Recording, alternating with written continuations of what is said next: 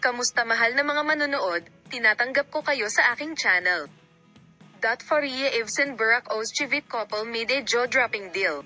Sina Burak Ozchivit at Faria Evsen, nakabilang sa mga pinaka-pinag-uusap ang pangalan sa mundo ng celebrity sa kanilang mga karera at mga post sa social media, ay pumirma ng isang kahangahangang kasunduan sa advertising. Kamangha-mangha ang sahod na matatanggap ng mag-asawang aktor. Nabatid na si Burak Ozchivit ay 39 na taong gulang at si Faria Evsen ay 37 taong gulang.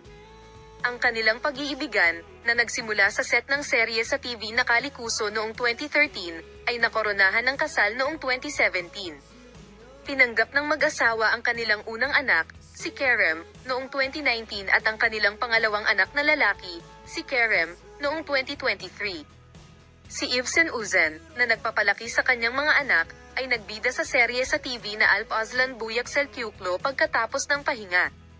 Si Ozchivit ay pinagbibidahan sa serye sa TV na Osman bilang si Osman Bey mula noong 2019.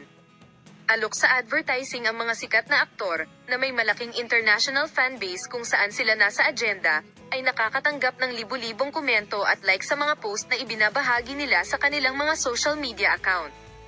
Ang mag-asawa, na palaging nasa agenda ng magazine, ay nakatanggap kamakailan ng isang alok mula sa isang tatak na hindi nila maaaring tanggihan. 80 milyong TL.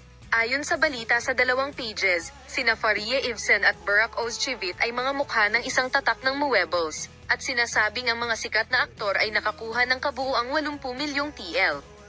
Pagkatapos ng presyong nakakapanghina ng panga, inaasahan ang isang pahayag mula kina Burak Ozchivit at Faria Evsen.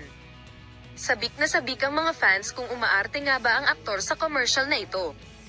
Maaari mong ipagpatuloy ang panonood sa aming channel para sa mga balita tungkol kay Faria Evsen at Burak Ozchivit. Makita ka sa mga bagong video.